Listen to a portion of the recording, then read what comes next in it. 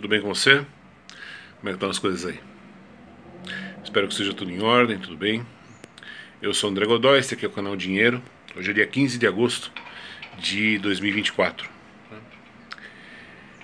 Eu estou fazendo este vídeo com alguns dias de atraso em relação ao seu tema. É um vídeo sobre o falecido professor Delfim Neto.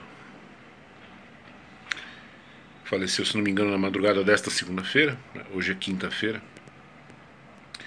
E eu achei por bem não fazer nenhum vídeo no dia do falecimento dele. Primeiro porque eu tenho por hábito sempre... Eu nunca faço as coisas no calor da emoção. Eu evito sempre a emoção. Eu acho que é bom a gente sempre dar uns dias para a poeira baixar e a gente refletir melhor se devemos ou não fazer. Se devemos fazer, qual deve ser o tom. Eu acho que sempre é bom dar um tempo ao tempo. E eu confesso que fiquei espantado nos últimos dias com a quantidade de vídeos no YouTube, tanto do pessoal da direita como do pessoal da esquerda, a respeito do professor Delfim Neto, imputando a ele as desgraças do Brasil, as causas da nossa pobreza, chamando-o de flagelo do Brasil, e etc, etc, etc. Bom, eu quero fazer esse vídeo quis fazer esse vídeo por uma questão muito simples e pessoal, né? Eu tenho 1 trilhão de defeitos, um pior que o outro, mas tem uma qualidade, uma virtude que eu tenho, da qual eu me orgulho muito. Eu sou uma pessoa leal, realmente leal. E lealdade é uma coisa que eu acho que você deve tanto a pessoas vivas como a pessoas mortas. E me sinto na obrigação de fazer este vídeo a respeito do Delfim. Eu conheci Delfim Neto, frequentei o escritório dele durante algum tempo, tinha um contato bastante frequente com ele nos anos de pandemia, não mais, mas antes houve. Nós marcávamos reuniões no escritório dele para conversarmos sobre economia, e ele tinha um interesse especial em física. Eu sou formado em física, então nós trocávamos figurinha, né? Aprendi muito com ele, né? Com certeza aprendi muito mais do que ensinei, não tenho a menor dúvida disso, evidente. E portanto eu sou testemunha da generosidade daquele homem, né? Ele não tinha motivo algum para receber um Zé Ninguém como eu no escritório dele. Motivo algum. Ele não tinha motivo algum para me pegar pelas mãos e me ensinar economia.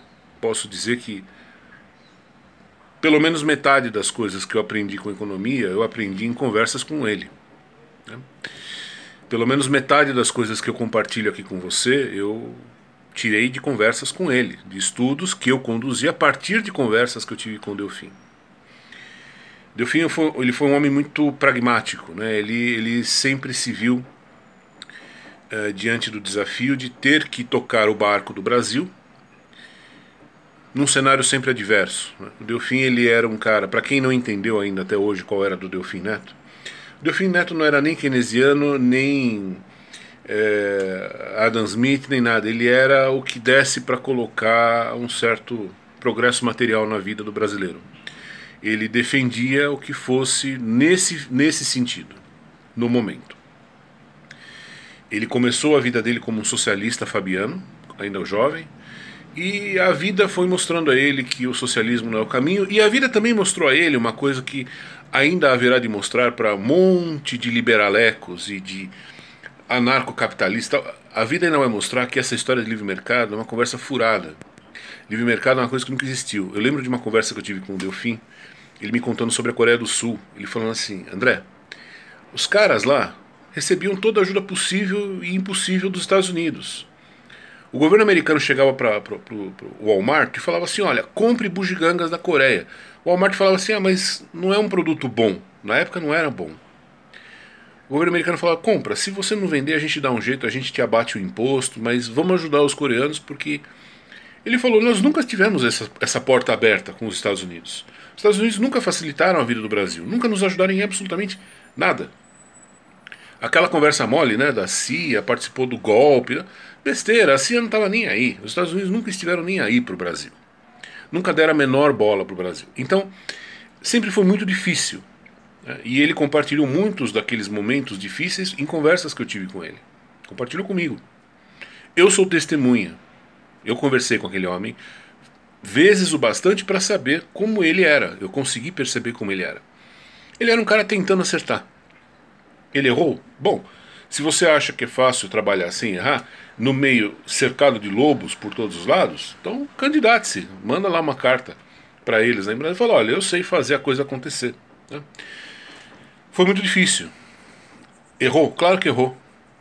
Nunca conversei sobre política com ele, porque eu sabia que a gente ia ter, se a gente entrasse nessa conversa, a gente ia ter problema. E eu não queria ter problema, eu queria desfrutar do Delfim aquilo que ele tinha de melhor para me dar na minha conversa com ele, que era o quê? Economia.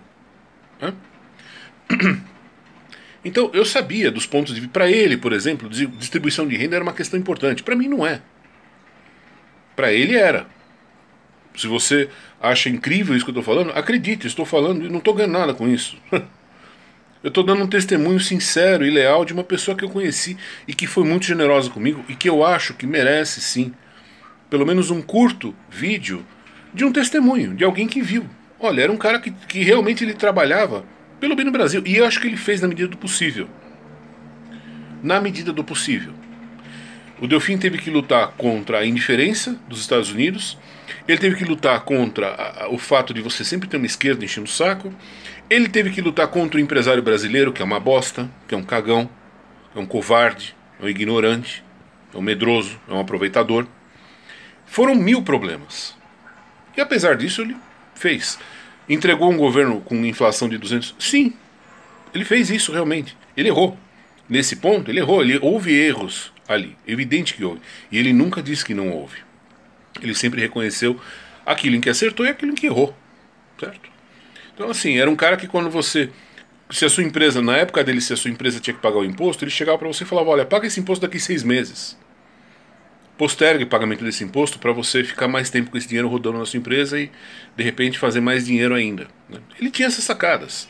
Da mesma forma que ele tinha a sacada de chegar e fazer um comitê interministerial de preços para controlar preço de perfume francês. Entendeu? Assim, não dá para você esperar que um ser humano não erre. É claro que ele vai errar, mas a régua com a qual estão medindo o homem está errada. Está errada porque não foi por aí. A história não foi por aí. Talvez um dia alguém escreva uma biografia dele. Espero que honesta, espero que uma biografia consultando pessoas que conheceram ele, que conversaram com ele, que sabem como ele pensava e façam justiça a esse homem, né?